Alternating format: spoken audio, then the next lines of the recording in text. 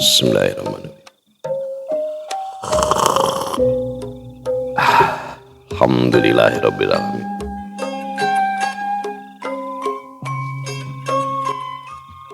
Assalamualaikum warahmatullahi wabarakatuh. Sampurasun wargi dulur baraya sadayana tepang dangudi sareng simkuring Mang Ian Kidemang Gunung Halut ya geningan anu kasep anu manis anu kempot cek mak sa Jawa Barat eta ge cek mak keneh dina acara anu maneh nyaeta dongeng Sunda, dongeng zaman kiwari ala kiwari anu nyarioskeun lalakon kahirupan mangsa bihari atanapi kabaheulaan. Kumaha dararamang pala wargi sadayana atuh mugi aya dina ginanjar kawilujengan rahayu berkah salamet amin ya Allah ya rabbal alamin. Bismillahirrahmanirrahim. Untuk nyara tel HP asup suarana kadinya. Dina waktu ieu simkuring sejanaraskeun hanca anu katunda dina pedaran dongeng anu judulna Rajapati bagian anu ka-14 karya Kang Cepi nya. Kumaha salajengna ieu lalakon Rajapati Wira teh nya ulah ka mana-mana tetep manco di channel YouTube-na Kidemang Gunung Halu. Namun satacana dilajeng kade ulah hilap nu tacan subscribe kana YouTube-na Kidemang Gunung Halu sareng YouTube-na Kisah Tanah Sunda oge YouTube-na Dongeng Sunda Mang Ian mangga di subscribe heula supados tiasa kenging notifikasi kanggo satiap jejer carita nu salajengna oge nu sanesna. Anu parantos subscribe-na simkuring ngahaturkeun rebunuhun laksa ketika bingahan atuh mugi ya sing tiasa janten rencang nu ngahibur kapala wargi sadayana nya kanggo ibu-ibu bari masak nya segegerona bari ngarumpi jeung ibu-ibu ngobrolkeun di ibu-ibu oge kanggo bapa-bapana bari nyantai nyi kopai udud samsai ditepas ngabaheuhai bari ngabayangkeun nu bohay. Da pamajikan Agus Ramijud cenah pajarkeun teh beutungna teh siga urai kadut loba sing kayo. Ya ari lalakinya tu cara ngeunahna ari Gus siga sing kayoan mah kitu siga urai kadut mending ngabayangkeun teh nu bohay nya teu balignya. Oge ulah hilap di like di komennya pala wargi sadayana sareng di share linkna. Oge ulah di skip deui iklanna da eta pemasukanana. Oge di padamelanana di tempat konveksi bari ngajait motong obrasna nya di tempat cukur asgar di pabrik sepatu di pasar di kantor di pokona mah di pabrik cenah di perjalanan deui nya sok bari nyupiran kum pokona mah kadulu-dulu nu aya di lemur barayan nu aya di kota oge di pangumbaraan kumargi teu sakedik wargi-wargi urang nu aya di luar daerah bahkan di luar negeri sok mararanco dina pedaran dongeng Sunda Mang Ian teh. Janten rencang damel malikeun katineng cenah. Sareng kumargi simkuring mah da ngadongengna sanes dina radio nya sapertos kapungkur aya sponsor aya iklan aya gaji heuh aya mah etang-etang sejak ngamumule we seni budaya basa Sunda di zaman kiwari nya tos teu usum dina radio teh atuh pamugia ieu sing janten sumbangsih nya khususna ka barudak baheula nu geus jadi nini-nini kiwari sapertos Yuliani da nya Yuliana da. Khususna kanggo barudak baheula anu geus jadi nini-nini kiwari cek 4 Yuli nya pokona mah seueur di nu nini-nini hungkul mararanco we nya dina dongeng Sunda Mang Ian teh. Tah saumpamina hoyong ngapresiasi tiasa kana nomor dana ieu tah sabaraha we saikhlasna nya. Langkung raos upami disambungkeun kana speaker aktif atanapi speaker bluetooth nya ngageleger komo kana tua masjid mah tengah puting. Supados tinyang kelongting kana waktos hayu urang sami-sami ngalajengkeun ieu lalakon Rajapati bagian anu ka-14 mangga kaparayun sadayana wilujeng ngadangukeun prung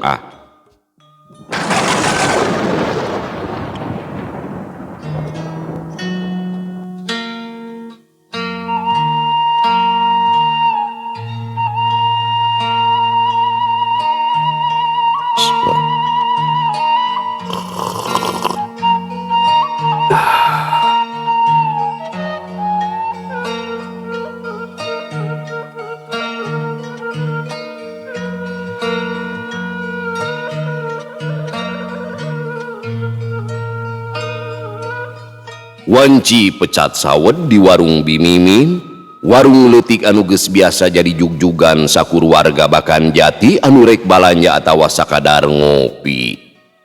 Warung anu telega samalah kasebut sederhana. Sababaraha bangku jeung kursi palasti katut mejana aya di handapeun tangkal sangkan genah dipake ngiuhan. Warung Basajan ayana di sisi jalan tengaheun pilemburan. Di hareupeunana aya solokan di mana cai herang ngamalir bari sakapeung mah malidkeun dang-daunan hateupna tina asbes kituna teh aya nu geus ditambal alatan katinggang pangpung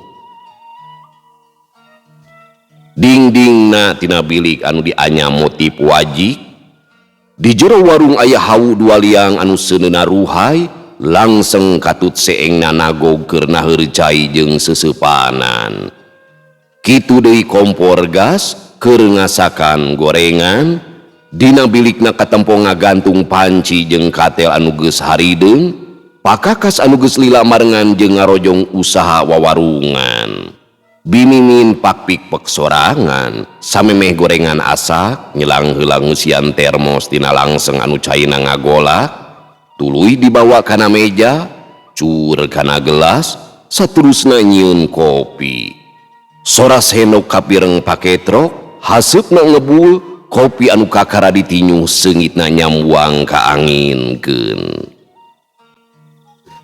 segernya kopi tuh gitu. Jadi urang teh kudu bisa ngagambarkeun kayaan hiji warung terus tempat ngopi nikmatna ngopi caina ngagolak ya baya hawunya hawu tempat nyeupan sabang saning kulub sampe kulub hui kulub kacangnya suuk gitu terus katel dina kompor gas mah paranti ngagoreng-gorengan bala-bala goreng pisangnya itu nikmat teh curulung di gigireunna teh aya teko teko anu paranti naheur cai geuningannya teko jadul nu aya kituan tah gini aya pamatukan curulung cai teh kana gelasnya caina nunggus ngagolak teh langsung pat ka ngebul tuluy dikocek nepikeun ka sora senokna pakotre leguk diinum garawak ngagoak da panas keneh diinum atuh tungtungna biwir jeble tolong seran di dinya nya atuh pada ngagotong keluarga sakampung dibawa ka Puskesmas kabeneran li anu piketna teh geus kolot pensiun bala wargi sadayana poho meureun pahili erek disuntik teh ku jarum suntik kalahkah ku garpu urut baso tahu da tadi manehna teh nya si dokter anu piketna teh geus jajan baso tahu atuh garawak deui eta teh si pasien teh keur mah panas tadinya kaleo biwirna teh ayeuna ditojos ku garpu jadi gamana we dongeng mah bebas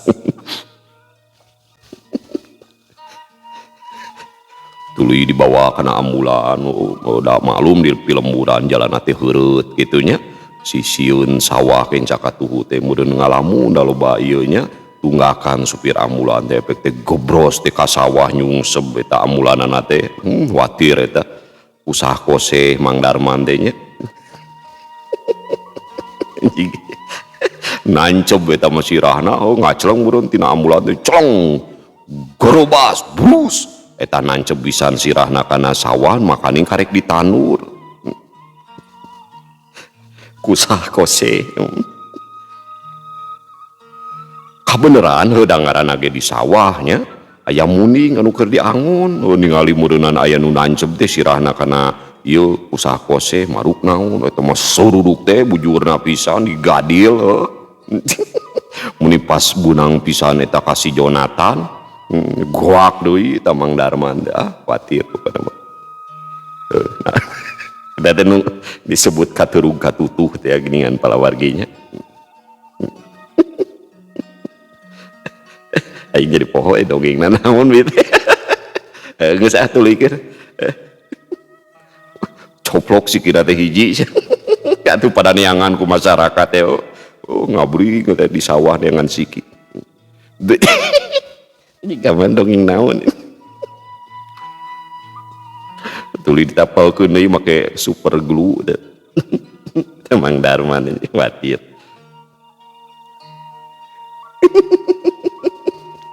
geus berimajinasi teh sok jauh teuing urang teh di warung bimimin oge sagala carita sok rajeun jadi bumbu paguneman nalika ngaladangan atawa obrolan di antara palanggan kitu tea nu dagang mah kudu pinter nyarita, bisa disebut cerewet tapi bager jeung berehan, ninggang kana babasan, hade congcot murah bacot meureunan.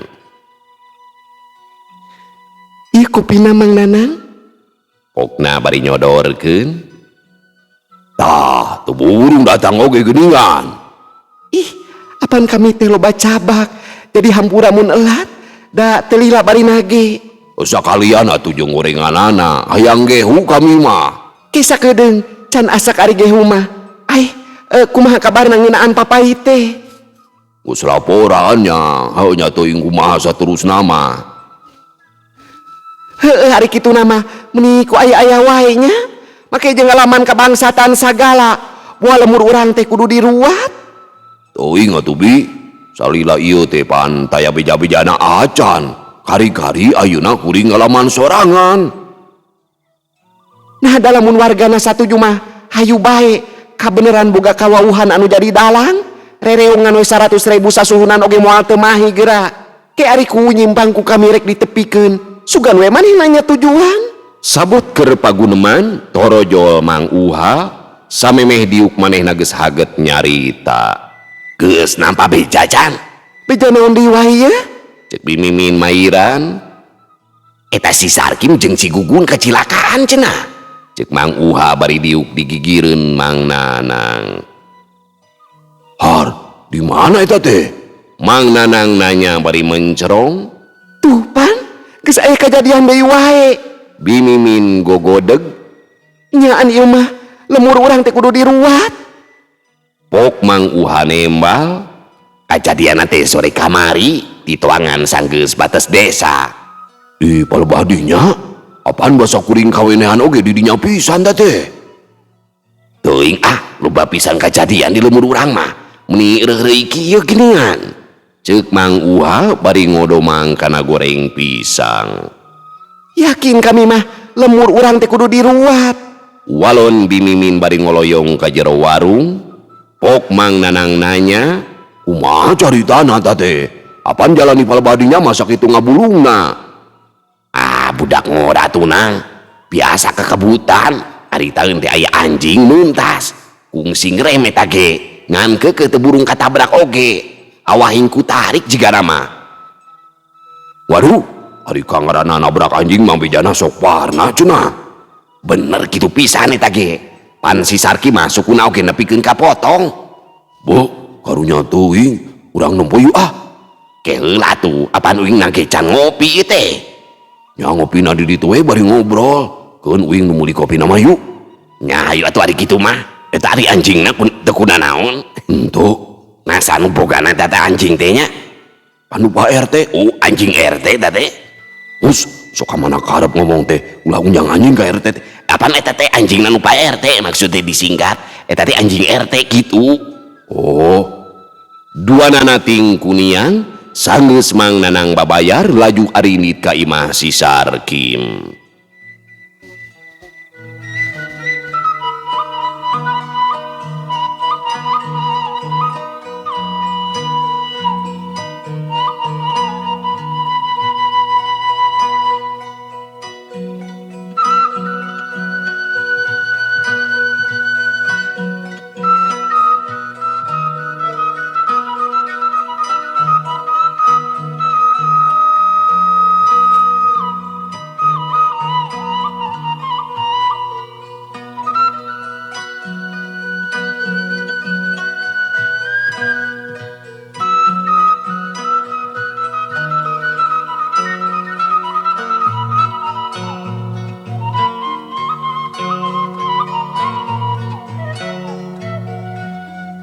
Gancangna carita geus anjog kanu dituju, kabeneran harita teh keur loba jelema, lian ti sajumlah tatanggana malahan mah kulisi desa ge geus kasampak aya.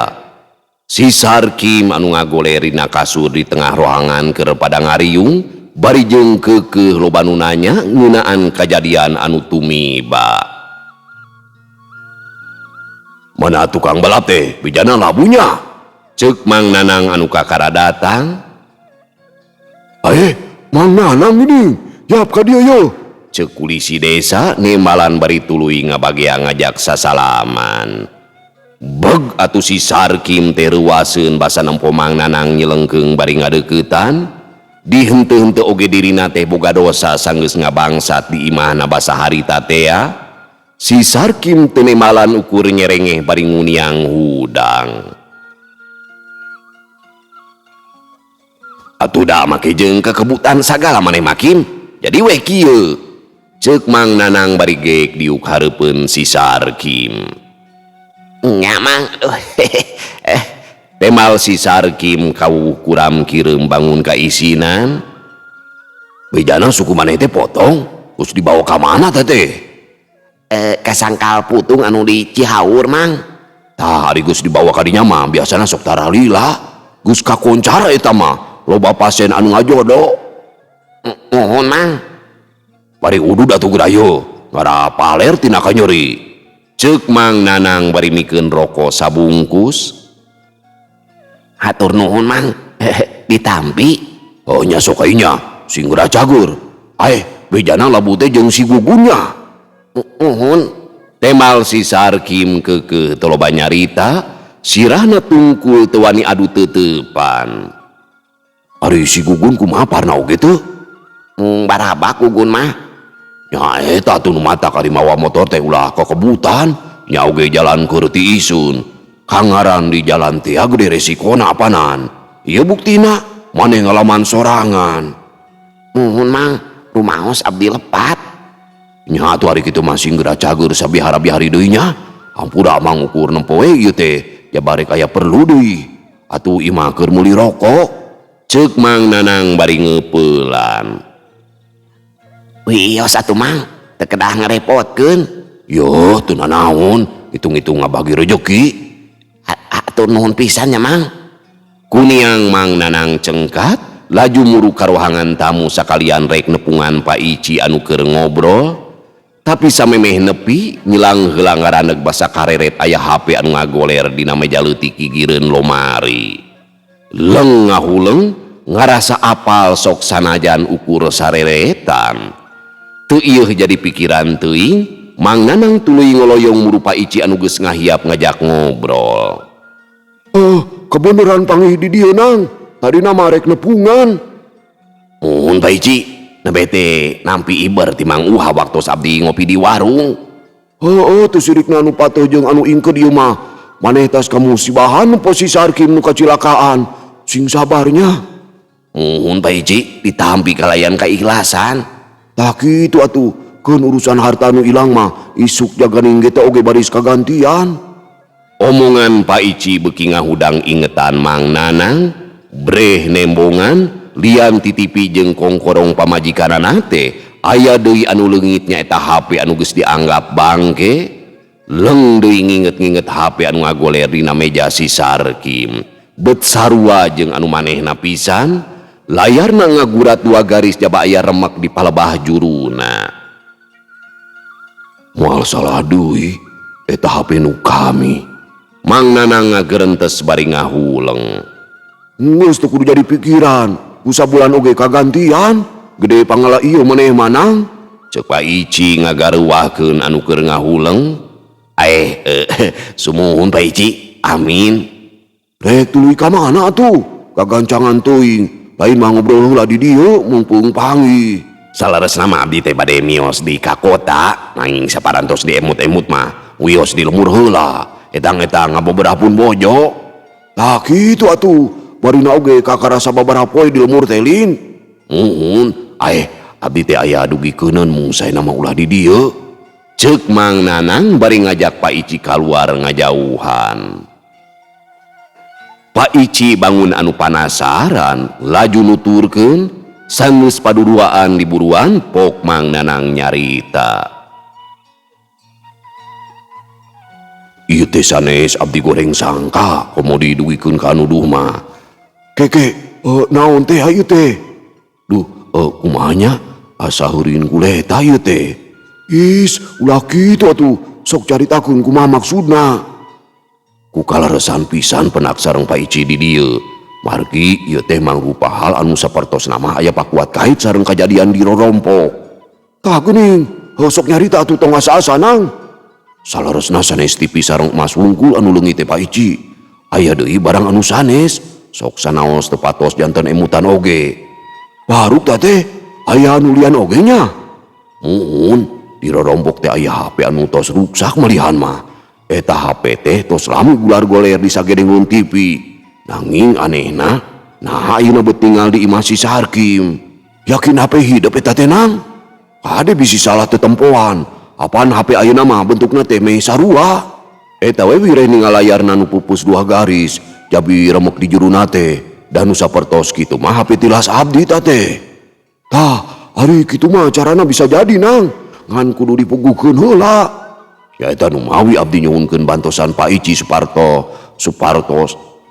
gitu. Heeh. Ya anu mawi abdi nyuhunkeun bantosan ti Pak Ici supados abdi teu goreng sangkaan. Heuga tu ari kitu mah, ayeuna kene urang puguhkeun. Mudah-mudahan we jadi pituduh keur urang nang. Mangga abdi ngiringan. Duanana baralik deui ka jero imah rek nepungan si Sarkim, memeh ka jero nyelang heula sasalaman jeung nu amitan mulang. Di jero imah masih kena aya sababaraha urang anu nempo si Sarkim. Srog Pak Ici ngadeuketan si Sarkim anu masih keneh nyanghunyar. Kim, kami teh aya nu rek ditanyakeun. Omat jawab sing jujurnya. Ceuk Pak Ici sorana teu tarik tapi anu keur paguneman ngadadak jarempe.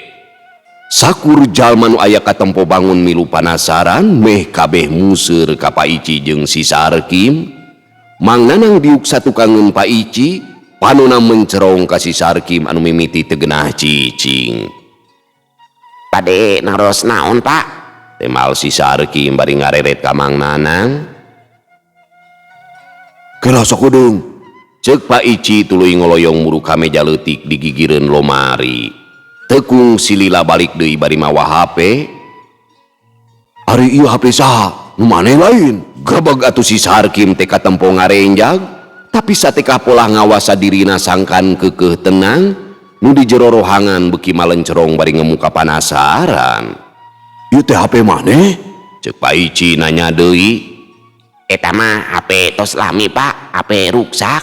Kami mah teu nanya lila atawa anyarna. Sok jawab sing bener. Ieu teh HP maneh lain. Muhun nu abdi kenging meser ti konter. Srog Mang Nanang ngadeuketan bari tuluy nanya. Muli di konter mana Kim? Sok sing pugu, apaan konter teh loba. Ti rencangan kita sanes ti konter. Nembalna haget pisan. Nya sok bijakeun, babaturan teh ngaranna saha? Duka tu nami-nama da teu patos kenal, margi penakna ge COD-an. Ceuk si Sarkim beungeutna katempo kawas anu kasieunan. Anu nyaksian silih rere teu ieu kedal omongan. Pok deui Pak Ici nyarita, kituna teh bari nembongkeun HP leuwih deukeut ka si Sarkim. Tempo sing bener, sok inget-inget deui, ieu HP menangna ti mana? Si Sarkim ngareret sakedeung saterusna ngabalieur laun. Mang Nanang milu mairan. Eta HP teh lain sakadar HP ruksak ku ayeuna mah Kim. Katempo meureunan lin, dina layarna pupus ngagaris 2, jeung deui di pojok handapna teh remek. Tah eta mangrupa ciri anu teu bisa disaruakeun jeung nulian. Ieu teh HP nu kuring. Yakin sote peda kitu kayaana balas murag basa di pagawean. Omongan Mang Nanang ngajadikeun si Sarkim beuki samar pola. Sedengkeun anu araya di dinya mimiti ting geureuneng jeung pada baturna. Tapi da abdi mah kenging meser Mang. Pak Ici kedal deui lisan. Muni ngaku sing jujur, ieu HP teh mangrupa salah sahiji barang anu leungit basa kajadian Imam Mang Nanang kabangsatan. Tapi nah ayeuna beut aya di maneh? Wantun sumpah Pak, kenging meser eta mah. Ceuk si Sarki masih teu ngaku keneh anu sabenerna. Pok deui Mang Nanang nyarita, ku harita suarana leuwih tegas tur tarik. Tempo bungut kami Kim, sok jawab sing bener. Munang di mana ieu HP teh? Si Sarkim keukeuh tungkul, sedengkeun Mang Nanang geus mimiti kapancing emosi. Saterusna ngomong satengah nyentak. Tempo bungut kami, jawab sing balik sia. Na perlu dipanggil polisi sina ka dieu? Kami hayang gancang beres yeuh. Rek diserengkeun sina polisi anu nguruskeunana. bukti geus boga aya pan. Ngadenge Mang Nanang rek manggil polisi, si Sarkim ngarenjag, beungeutna katempo beuki pias, pok Pak Ici mairan, Hade kene kitu mending urang panggil polisi. pokna bari ngodok pesak rek nyokot HP-na. Brug si Sarkim nyuuh bari nyarita, Ulah manggil polisi Pak. Abdi ngaku eta HP teh kenging ngabantun ti bumi Mang Nanang. kituna teh bari rawah riwi, Jadi HP teh menang nyokoti Mang Nanang bareng jeung barang nulian. ceuk Pak Ici muncereng. Mohon Pak. Serog deui Mang Nanang anu geus ngampe amarah teh ngadeuketan, karawek kana samleh si Sarkim anu keur nyuuh. Oh jadi sia bangsatna nya. Pak Ici rikatnya kelan Mang Nanang anu meh ngahanca beungeut si Sarkim. Kitu deui anu aya di satukangeunana haget ngarejengan. Sabar, ulah kabawa emosi. Komo ayeuna mah geus kapanggih laratanana. Sok sing tenang. Najis atuh da Pak Ici. Kuring teh asa dicacampak ku budak satepak. Nya wajar adik kitu nama. Tapi sing inget lamun Mang Nanang kabawa emosi bakal ngundang masalah nulian. Nu ngarejengan Mang Nanang sarua pada ngupahan, malahan makang jajan nepikeun ka nyodorkeun cai sagelas sangkan diinum. Sing sabar Mang, mangga dileut heula supados langkung tenang. Pokna bari ngasongkeun gelas. Pak Ici nalek deui si Sarkim, Jawab sing jujur Kim. Basa asup ka imah Mang Nanang teh ukur maneh sorangan atawa aya batur nu sejen. Duaan sareng si Gugun Pak. Malihan mah si Gugun anu ngajakna oge. Haga tuh hari kitu carana mah. Saterusna ieu rek tuluy diuruskeun. ceuk Pak Ici tandes, red kanu aya. Kang Jaja, oge Mang Amid, wayahna tungguan di dieu nya. Kami rek nepungan heula si Gugun. Mangga Pak Ici. Ceuk Kang Jaja, Siapa Ici ulah riwang pokona mah abdi duaan baris ngajaga si Sarkim. Nya kitu pisan. Omatnya daguan heula di dieu. ceuk Pak Ici bari nguniang. Pak Ici jeung Mang Nanang leumpang ngagedig buru ka imah si Gugun dibarengan ku sababaraha urang warga. Cucu ngapisan, sugan teh lain maranehna. Ceuk Mang Nanang di sela lengkahna. Hadena teh kapanggih laratan ku alatan HP. Nya tuh paingan eta HP teh rek dipicen oge kalah dicarekan ku pamajikan. Sing horeng aya maunatna. Abong alus milik nang. Ieu masalah teh kaitung teu lila bisa kabuka rusiana. Mohon Pak Ici, aya atau aya amak abdi teh. Cacakan pami teu dihalangan ku Pak Ici mah. Si Sarkim teh moal teu ditonyok ta cukang irungna. Wajar cuk kami oge geuningan. Tapi nya kitu teh ulah kabawa emosi. Komo ayeuna urang teh rek nepungan si Gugun. Mangga abdi janji moal emosi. Tak kitu atuh, bisi jadi mamala. Ayeuna mah urang tewak we si Gugun. Tuluy bawa ka balai desa. Saya nama teu kedah dicana ka balai desa, ceuk hapliteun si Sarkim wae. Sanos sakumaha ambekna oge, tapi ningal waruga si Sarkim anu potong suku nama, abdi ge teu tega. Nya kitu leuwih hade atuh. Ngeunaan pakuma, mending dibijaan wae sina datangnya. Mohon saya kene kitu rupina mah. Ke atuh, cuang telepon bakuna nya. Ceuk Pak Ici tuluy nyokot HP tina pesakna, laju nelepon ngabejer beaskeun hasil panalung ti kanana. Anjog kanu dituju kasampak si Gugun keur moyan we diburuan sanggeus ngoleskeun ubar dina awak anu barabak balas ti susu dina aspal. Nempo Pak Ici jeung Mang Nanang kairing sajumlah warga, si Gugun teu burung heraneun. Beneran keur aya di imah maneh teh Gun?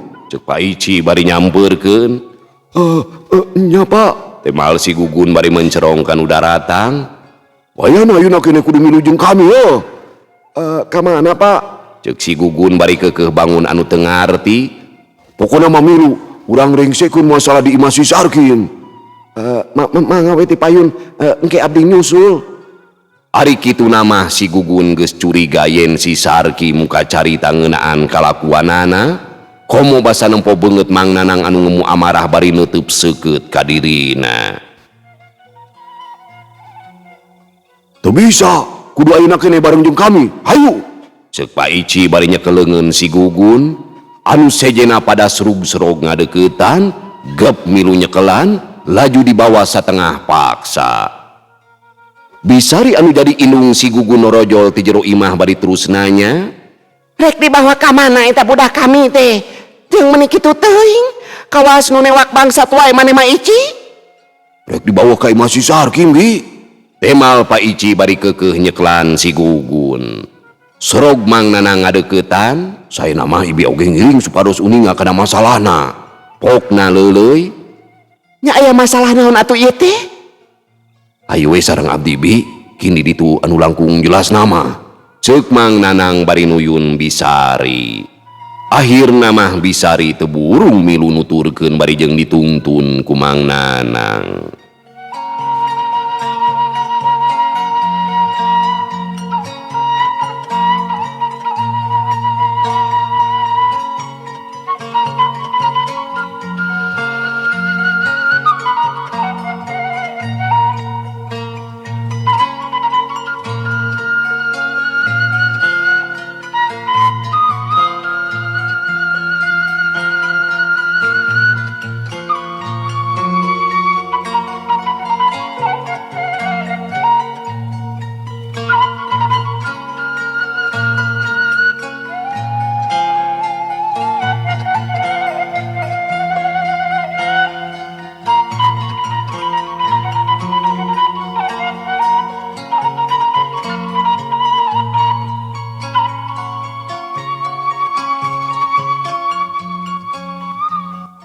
Beja ngeunaan kapanggihna nu maling diteun Mang Nanang teh nerekab kalayan gancang.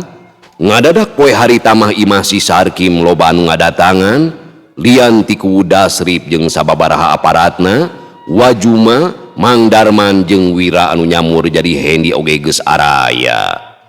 Basa si Gugun datang bari direjengan ku Pak Ici jeung Nuliana, warga nu araya di buruan pating gereneng, samalah aya nu ngagorowok sagala. Bangsa tage geus datang yeuh euy. Cenah saterusna mah disusul keluarga lian anu ngahaukan. Si Gugun tuluy dibawa ka jero imah, inggis warga kahudang emosi cara samemehna. Kasampak paku geus nungguan di tengah rohangan. Ari Wajuma jeung Mang Darman mah teu ngilu asup, milih diuk di teras bari nyang hareupan hendi anu keur nyaritakeun pangalaman. Gancangna carita, sanggeus si Gugun jeung si Sarkim ditalek bari jeung ngaku yen maranehna teh nu maling di imah Mang Nanang, poku Dasrip nyarita. Ieu masalah teh teu cukup beres di dieu, tapi kudu dibawa ka polisi sabab ieu mah urusan kriminal. Kituna teh tanes pisan, Mang Nanang mairan, Hapunten anu kasuhun, rupina teu kedah dugikeun ka kituna Paku. Cekap di dieu bae, abdi tos ikhlas. Teu bisa kitu wae Nang. Kuring salakuku di Bakanjati lain saukur nempo maneh nu ikhlas narima, tapi kuring mikir anu leuwih jauh. Dian ti mere piuntungeun keur anu lian dina urusan kriminal. Ieu oge mangrupa cara ngajalankeun hukum anu samistina. Nanging saena mah diemut deui Pakubu, komo ningal kayaan si Sarkim sapertos kitu.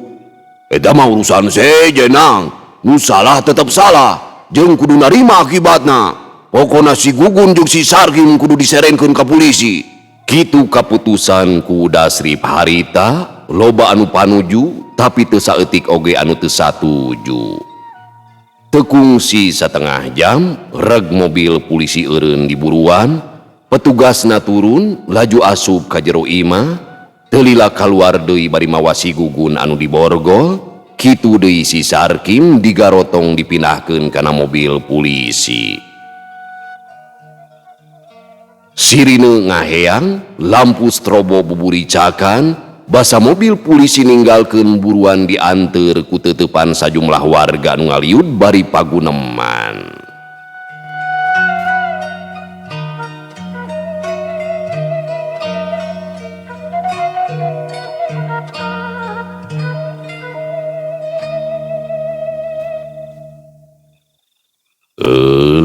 Pamiarsa sadayana, waktosna parantos tenyekapan deui giningannya. Cag urang tunda ieu lalakon Rajapati bagian anu ka-14 nya. Hikmahna mah kitu we, di mana urang ngalakukeun kajahatan.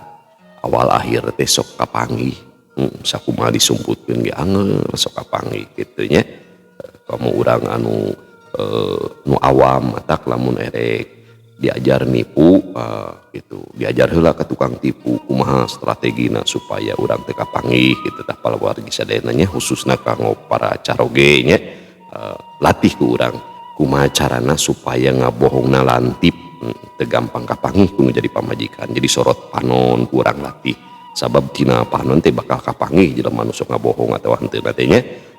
Sedengkeun para lalaki di dieu pan di mana ngabohong kanu jadi pamajikan teh henteu latihan heula gitu. Matakan gagal dalam latihan saruajeng mempersiapkan kegagalan dalam perang.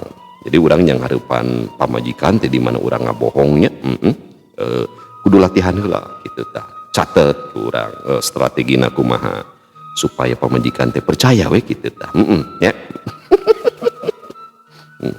Kan aya paribasa sana ari wanita itu peka sana. Tah manfaatkeun kepekaan eta teh kitu nya ku cara biasa we diome bobo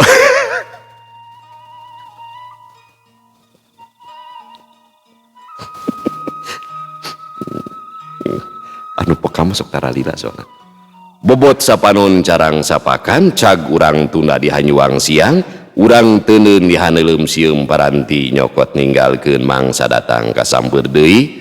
Wallahu muwafiq ila aqwamit thoriq. Wassalamualaikum warahmatullahi wabarakatuh.